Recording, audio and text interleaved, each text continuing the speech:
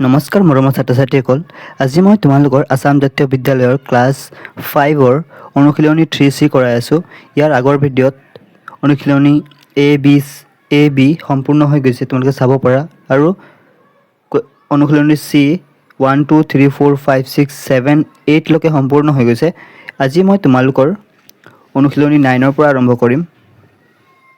তো 9টো চোৱা, কুৱেশ্যনটো কি দিয়া আছে আমাক। তলৰ কোনবোৰ সংখ্যা 11ৰে বিভাজ্য, হয়নে? তো প্ৰথমতে চোৱা, আমি বিভাজ্য নিয়মটো জানিব লাগিব, হয়নে? প্ৰথমতে আমি যোনটো সংখ্যাৰ আমি বিভাজ্য ওলাম, সেই সংখ্যাটোৰ নিয়মটো আমি প্ৰথমতে জানিব লাগিব, ঠিক আছে? তেতিয়া তোমালোকে ইজিলি পাৰিবা, একেবাৰে ইজি হয়, ঠিক আছে? ইয়াৰ আগৰ ভিডিঅ'টো মই দেখাই দিছোঁ তোমালোকক 2ৰে বিভাজ্য, 3ৰে বিভাজ্য, 4ৰে বিভাজ্য, 5ৰে বিভাজ্য, 6ৰে বিভাজ্য, এইবিলাক মই সম্পূৰ্ণ 9ৰে বিভাজ্য, এইবিলাক সম্পূৰ্ণ কৰাই দিছোঁ তোমালোকক, একদম ইজি ষ্টেপত কৰাই দিছোঁ, তোমালোকে চাব পাৰা, ঠিক আছে?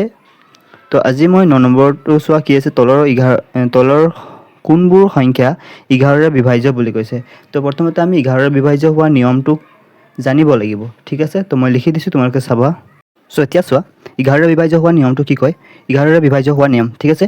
এটা সংখ্যাৰ অযুগ্ম স্থানৰ অংকবোৰৰ, ঠিক আছে, যোনটো সংখ্যা দিয়া থাকিব তাৰ মানে অযুগ্ম স্থানৰ অংকবোৰৰ যোগফল, ঠিক আছে? অযুগ্ম স্থানৰ অংকবোৰৰ যোগফল আৰু যুগ্ম স্থানৰ অংকবোৰৰ যোগফল দুটাৰ পাৰ্থক্য 11ৰে বিভাজ্য হ'লে সংখ্যাটো 11ৰে বিভাজ্য হ'ব বুলি আমি ক'ব লাগিব, হয়নে? ধৰি লোৱা মই এক্সাম্পল লৈছোঁ মই 6 8 5 4 5 4। তো ইয়াত আমি বাচিব লাগিব প্ৰথমতে অযুগ্ম সংখ্যা কোনবিলাক, হয়নে? যিবিলাক সংখ্যা 2ৰে বিভাজ্য নহয়, হয়নে? তো চোৱা, 5টো হয় 2ৰে বিভাজ্য নহয়, আকৌ 5টো 2ৰে বিভাজ্য নহয়, হয়নে? এইবিলাক হৈছে 2ৰে বিভাজ্য নোহোৱা, মানে অযুগ্ম, ঠিক আছে? যোগ কৰা প্ৰথমতে 5 + 5 +, ঠিক আছে? কিমান পাবা? 5 + 5 10 পাবা, হয়নে? আকৌ চোৱা, এটা যুগ্ম কৰিব লাগিব, যুগ্ম হৈছে 6 + 8 + 4 + 4, হয়নে? 4 + 4, তেতিয়া চোৱা 8 × 6 14, 14 18 18 4 22, ঠিক আছে? 22 পালোঁ। যোগ কৰি দিয়া কেইটা, যোগ কৰি দিয়া কৈছোঁ, চৰি, পাৰ্থক্য মানে হৈছে মাইনাছ কৰি দিব লাগিব, হয়নে? অযুগ্ম সংখ্যা আৰু যুগ্ম সংখ্যাৰ পাৰ্থক্য বুলি কৈছে, হয়নে? যোগফলৰ পাৰ্থক্য দুটাৰ। তো 22ৰ পৰা 10টো যদি মাইনাছ কৰি দিওঁ, থাকিলে কিমান? 12 থাকিব। এতিয়া এই 12 সংখ্যাটো যদি 11ৰে বিভাজ্য হয়, চাব লাগিব এতিয়া 11ৰে বিভাজ্য হয়নে? এতিয়া এইটো নহয়, হয়নে? নিশ্চয় নহয়, কেতিয়াও হ'ব নোৱাৰে। তো এইটো নহয় বুলি ক'ব লাগিব। যদি হয়, তেতিয়াহ'লে আমি হয় বুলি ক'ব লাগিব, বিভাজ্য হয় বুলি ক'ব লাগিব, ঠিক আছে? গতিকে ইয়াক হৰ নাযায় 11ৰে ইয়াক হৰ নাযায় 12ক, তো এইটো নহয় বুলি ক'ব লাগিব, হয়নে? নহয় বুলি ক'ব লাগিব। তো আমি কুৱেশ্যনত যাওঁ এতিয়া, ঠিক আছে? কুৱেশ্যনটো চোৱা কি কৈছে আমাক 9 নম্বৰটো, 6985, ঠিক আছে? তো মই লিখি দিছোঁ, চোৱা 6985, হয়নে? 6985 লিখা প্ৰথমে 6985, ঠিক আছে? 6985 লিখি ল'বা। তো ফাৰ্ষ্ট কি হ'ব আমাৰ অযুগ্ম, ঠিক আছে? অযুগ্ম কেইটা আছে ইয়াত? 9 5, হয়নে? 9 আৰু 5 আছে দুটা, যোগ কৰা প্ৰথমতে, ঠিক আছে? তো যোগ কৰি কি হ'ব? 9 × 6 14 হ'ব। আকৌ এতিয়া যুগ্মকেইটা 6 + 8, হয়নে? 9 × 6 14, হয়নে? 14 কিমান হ'ব? মাইনাছ কৰিলে কি হ'ব? পাৰ্থক্য কৰিব লাগিব। যুগ্ম সংখ্যাৰ এইটো পালোঁ, অযুগ্ম সংখ্যাৰ এইটো পালোঁ, যুগ্ম সংখ্যাৰ এইটো পালোঁ, ঠিক আছে? মাইনাছ কৰি দিব লাগিব, পাৰ্থক্য লিখা। পাৰ্থক্য কি হ'ব? 14 - 14, 0 পালা। এতেকে 0ক 11ৰে বিভাজ্য হয়, 11ৰে বিভাজ্য বুলি লিখি দিবা ইয়াত, বিভাজ্য, হয়নে? এইটো বিভাজ্য হয় বুলি লিখি দিবা, কাৰণ 0ক 11ৰে বিভাজ্য হয়। এতিয়া নেক্সটটো চোৱা কি আছে, 39, হয়নে? 43905 9। চ' প্ৰথমে কি কৰিবা? অযুগ্ম সংখ্যাবিলাক যোগ কৰিবা। 3 এটা যুগ্ম হয়, হয়নে? 9 এটা অযুগ্ম হয়, +9 দুটা আছে ইয়াত, হয়নে? +5 এটা আছে, যোগ কৰা। 9 18, 18 3 21, 21 26, 26। আৰু এতিয়া যুগ্ম লিখা, যুগ্ম হৈছে 4 + 0, 4। এতিয়া মাইনাছ কৰি দিয়া, হয়নে? এতিয়া পাৰ্থক্য কৰি চাব লাগিব আমি, হয়নে? 26 - 4, তো কিমান হ'ব এইটো? 22। তো 22ক চোৱা, 22ক চোৱা, এতিয়া 11ৰে বিভাজ্য হয়, হয়নে? 22ক 11ৰে বিভাজ্য হয়, তো লিখি দিবা এইটো 11ৰে বিভাজ্য হয় লিখিবা, ঠিক আছে? বিভাজ্য হয় বুলি লিখিবা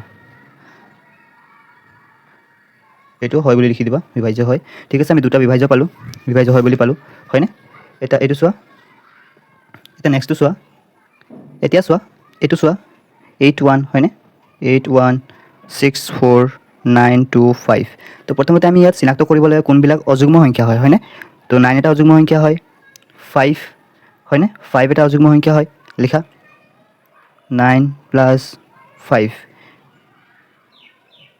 14 পালা হয়নে 14 পাইছা এতিয়া যিমানবিলাক আছে অযুগ্ম সংখ্যা ঠিক আছে অযুগ্ম সংখ্যা 8 8 + 1 + ঠিক আছে এইটো অযুগ্মতে আহিব ঠিক আছে এইটো অযুগ্মতে আহিব 15 ঠিক আছে 1 টো অযুগ্মতে আহিব তো 8 + 6 + 4 + 2 ঠিক আছে নহ'লে 10 10 এইফালে 10 20 20 20 এটা 20ৰ পৰা পাৰ্থক্য কৰি দিবা এতিয়া ডাঙৰটোৰ পৰা সৰুটো ঠিক আছে 20 - 15 হয়নে 15 ঠিক আছে তো 15 কৰি দিয়া কিমান হ'ব 5 থাকিলে এতিয়া 5ক 11ৰে বিভাজ্য নহয় কেতিয়াও হয়নে তো 11ৰে বিভাজ্য নহয় বিভাজ্য নহয় লিখিবা ঠিক আছে এনেকৈ লিখি দিলে হ'ব তো আৰু এটা আছে চোৱা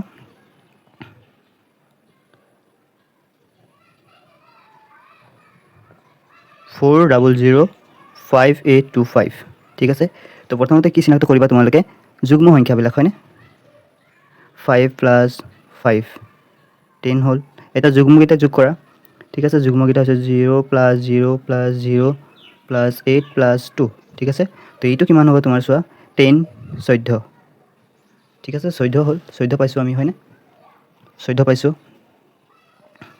এতিয়া কি কৰিবা পাৰ্থক্য কৰিবা হয়নে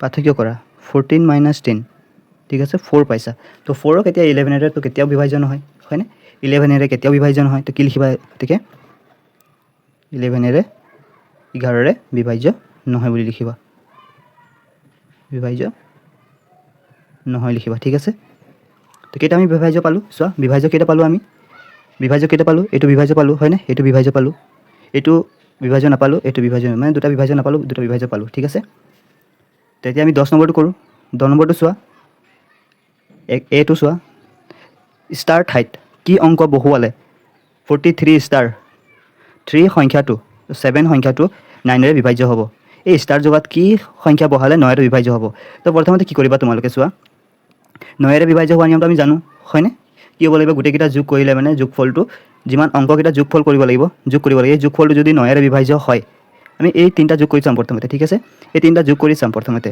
যোগ কৰি চাম আৰু কিমান যোগ কৰিলে 9ৰে বিভাজ্য হ'ব সেইটো হ'ব এনচাৰটো ঠিক আছে মই কৈ দিছোঁ তোমালোকে চাবা চ' প্ৰথমতে তুমি কি কৰিবা সংখ্যাটো লিখি ল'বা কোনটো সংখ্যা তোমাক দিছে ওলাবলৈ ঠিক আছে সংখ্যাটো লিখি ল'বা প্ৰথমতে সংখ্যাটো এতিয়া চোৱা 10 নম্বৰ একটো চোৱা ষ্টাৰ ঠাইত কি অংক বহুৱালে 43 ষ্টাৰ 7 সংখ্যাটো 9ৰে বিভাজ্য হ'ব আমি জানো 9ৰে বিভাজ্য হ'লে কি হ'ব লাগিব গোটেইকেইটা অংক যোগ কৰিব লাগিব হয়নে গোটেইকেইটা অংক যোগফলটো যদি 9ৰে বিভাজ্য হয় তেতিয়া সংখ্যাটো 9ৰে বিভাজ্য হ'ব বুলি আমি ক'ব লাগিব তো ফাৰ্ষ্ট কি কৰিবা তোমালোকে চোৱা মই লিখি দিছোঁ ইয়াত 9 কৰি আছোঁ হয়নে 10 নম্বৰ এ সংখ্যাটো লিখি ল'বা প্ৰথমতে ঠিক আছে কি দিয়া আছে তোমাৰ সংখ্যাটো 43 ষ্টাৰ 7 দিয়া আছে হয়নে এতিয়া চোৱা দিয়া থকা অংক তিনিটাৰ যোগফল যেনেকৈ আমি জানো হয়নে যে আমি অংক যোনটো দিয়া আছে তাৰ অংককেইটা আমি সংখ্যা যোনটো দিয়া আছে তাৰ অংককেইটা আমি যোগফল কৰোঁ যোগফলটো যদি 9ৰে বিভাজ্য হয় তেতিয়াহ'লে 9ৰে বিভাজ্য হ'ব বুলি ক'ব লাগিব তো আমি যোগ কৰিছোঁ ঠিক আছে তো 10 14 পাইছোঁ ঠিক আছে 14 পাইছোঁ এতিয়া তুমি চোৱা ইয়াত কি যোগ কৰিলে 9ৰে বিভাজ্য হ'ব অংক কি অংক ইয়াত যোগ কৰিলে মানে ইয়াত কি অংক যোগ কৰিলে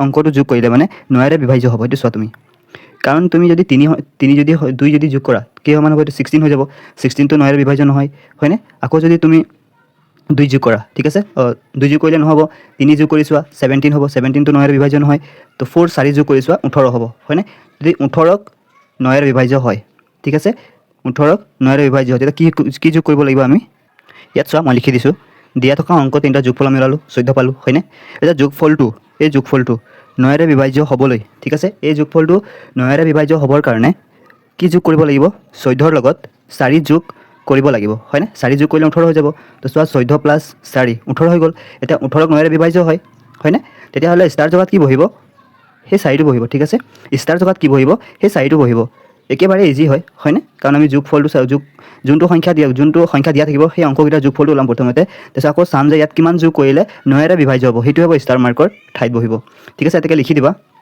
এতেকে লিখিবা তুমি ষ্টাৰ ঠাইত হয়নে ষ্টাৰ ঠাইত বহিবলগীয়া তো তুমি ডাইৰেক্ট লিখিলে হয় বহিবলগীয়া অংকটো হ'ব তোমাৰ অংকটো হ'ব কিমান 4 ঠিক আছে 4 এনেকৈ লিখি দিবা হৈ যাব একেবাৰে ইজি হয়নে আমি যোগফলটো চাব লাগিব তাৰ লগত কিমান যোগ কৰিলে সংখ্যাটোৰ বিভাজ্য হ'ব ঠিক আছে এইটো চাব লাগে অকল এতিয়া বি কৰোঁ ঠিক আছে 10 নম্বৰ বি কৰোঁ আমি বি চোৱা ষ্টাৰ ঠাইত কি অংক বহুৱালে 2849 ষ্টাৰ সংখ্যাটো 10ৰে বিভাজ্য হ'ব ঠিক আছে ইয়াত কি অংক এটা বহালে মানে সেই সংখ্যাটো 10ৰে বিভাজ্য হ'ব প্ৰথমতে আমি জানিব লাগিব যে 10ৰে বিভাজ্য হোৱা নিয়মটো কি আছিল আমাৰ ঠিক আছে তো মই কৈ দিছোঁ তোমালোকে অলপ ভালকৈ শুনিবা 10ৰে বিভাজ্য হোৱা নিয়মটো কয় যে এটা সংখ্যাৰ এককৰ স্থানত যদি শূন্য থাকে ঠিক আছে এটা সংখ্যাৰ যদি এককৰ স্থানত যদি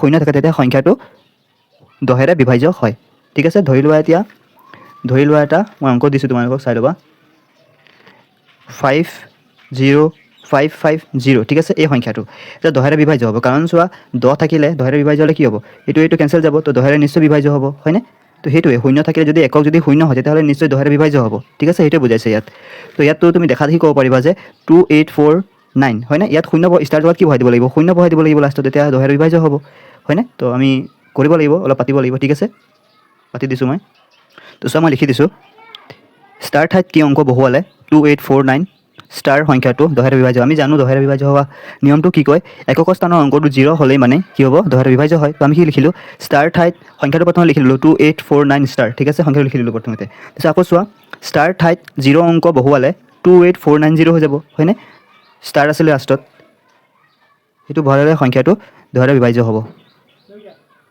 সেইটো হ'ব তোমালোকৰ এনচাৰটো এতিয়া চোৱা এইটো হৈ গ'ল হয়নে বি হৈ গ'ল 0 অংক বহুৱাব লাগিব হয়নে ষ্টাৰ ঠাইত কি হ'ব 0 হ'ব ঠিক আছে এটা চি কৰোঁ তো চিটো চোৱা কি আছে আমাৰ ষ্টাৰ ঠাইত অংক মানে কি অংক বহুৱালে ঠিক আছে কি অংক বহুৱালে 5*3296 সংখ্যাটো 11ৰে বিভাজ্য হ'ব এটা প্ৰথমতে আমি জানিব লাগিব যে 11ৰ বিভাজ্য হোৱা নিয়মটো কি হ'ব হয়নে আমি জানো হয়নে এতিয়া কৰি আহিছোঁ আমি অলপ আগতে ঠিক আছে কি হয় যুগ্ম সংখ্যাৰ যোগফল আৰু অযুগ্ম সংখ্যাৰ যোগফলটো পাৰ্থক্য কৰি দিব লাগে হয়নে তো চাওঁ আমি কৰি চাওঁ প্ৰথমতে তো 10 নম্বৰ চিটো চোৱা সংখ্যাটো লিখি লৈছোঁ প্ৰথমতে হয়নে 5*3296 হয়নে লিখি লৈছোঁ মই তাৰপিছত লিখিছোঁ যে অযুগ্ম স্থানৰ অংকবোৰৰ যোগফল তো লিখিছোঁ অযুগ্ম কোনটো হয় এইটো হয়নে অযুগ্ম 553 এতিয়া আমি গম নাপাওঁ হয়নে এইটো যুগ্ম লিখিবা ষ্টাৰটো যুগ্মত লিখি থাকিব ঠিক আছে যুগ্মত থাকিব 3 9 হয়নে 9 এইকেইটা হৈছে আমাৰ অযুগ্ম ঠিক আছে কি হ'ব এইটো 14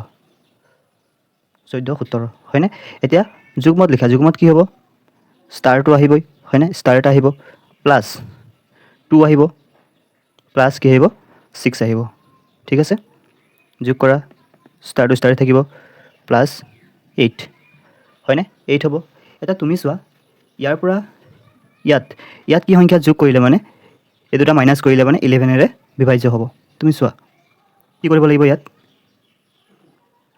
কি সংখ্যা বহাব লাগিব কি কৰিবা চোৱা অযুগ্ম সংখ্যাৰ যোগফলটো 17 আছে ঠিক আছে ইয়াৰ যোগফলটো কি আছে ষ্টাৰ প্লাছ 8 আছে তো ষ্টাৰ জেগাত কি বহালে দুটা মাইনাছ কৰিলে মানে এই সংখ্যাটো 11ৰে বিভাজ্য হ'ব ঠিক আছে ধৰি লোৱা এতিয়া এটা আছে কিমান 17 আছে হয়নে 17 আছে এটা আছে 8 হয়নে তো ষ্টাৰ এটা আছেই যোগফল ষ্টাৰ এটা আছেই হয়নে ষ্টাৰ এটা আছে ষ্টাৰ জেগাত কি বহাই তুমি কি ভাবিবা ষ্টাৰ জেগাত কি বুলি ভাবিবা এই ওপৰটো যোনটো আছে ইয়াৰ লেভেলটো বনাবা মানে 17 আছে নহয় 7ৰ 8 আছে 8ৰ লগত কি যোগ কৰিলে মানে 17 হ'ব সেইটো ভাবিবা তুমি 9 হয়নে 17 হৈ যাব তো 17 এইটো 17 হৈ গ'ল অযুগ্ম সংখ্যাটো অযুগ্ম যিমান আছে অংকবিলাকো 17 হৈ গ'ল আৰু যুগ্ম অংকবিলাকো 17 হৈ গ'ল তেতিয়া মাইনাছ কৰি দিব লাগিব তো কি বহাবা ইয়াত 9 বহাব লাগিব হয়নে কিমান হ'ব এইটো 17 হ'ব ঠিক আছে 17 মানে কি বুজিছা তুমি চোৱা এতিয়া ইয়াত বহাই নিদিবা ঠিক আছে বাদ দিয়া এইটো বহাই নিদিবা এতিয়া অলপ লাইনটো লিখি ল'বা ঠিক আছে, মই লিখি দিছোঁ, তোমালোকে চাই ল'বা। এতিয়া চোৱা, মই লিখি দিছোঁ, ইয়াত লিখিলোঁ, ঠিক আছে। ষ্টাৰ ঠাইত 9 বহুৱালে, সেইটোৱে হয় যেনিবা, ষ্টাৰ ঠাইত 9 বহুৱালে যুগ্ম স্থানৰ অংকবোৰৰ যোগফল 9 + 8, ঠিক আছে, এইটোৱে আছিলে 9 + 8 = 17, ঠিক আছে। এতিয়া কি কৰিবা, এতিয়া অযুগ্ম সংখ্যা কি আছে, 17 পাইছা, হয়নে? আৰু যুগ্ম সংখ্যা 17 পাইছা, 0। এতিয়া 0ক 11ৰে বিভাজ্য হয়, হয়নে? 11ৰে বিভাজ্য হয়। সেইটোৱে কৈছিলে আমাক, কি বহাব লাগিব তেতিয়াহ'লে, ষ্টাৰ ঠাইত 9 বহুৱাব লাগিব, ঠিক আছে। এতেকে লিখি দিবা, এতেকে লিখা, এতেকে ষ্টাৰ ঠাইত বহিবলগীয়া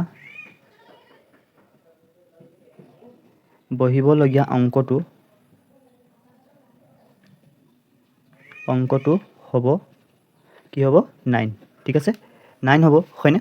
সেইটো হৈছে তোমালোকৰ এনচাৰ, ঠিক আছে। নিশ্চয় তোমালোকে বুজি পাইছা চাগে।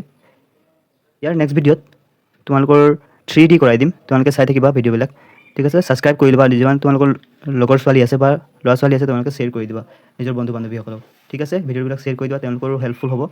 থেংক ইউ সকলোকে, ধন্যবাদ। লগ পাম অন্য এটা ভিডিঅ'ত।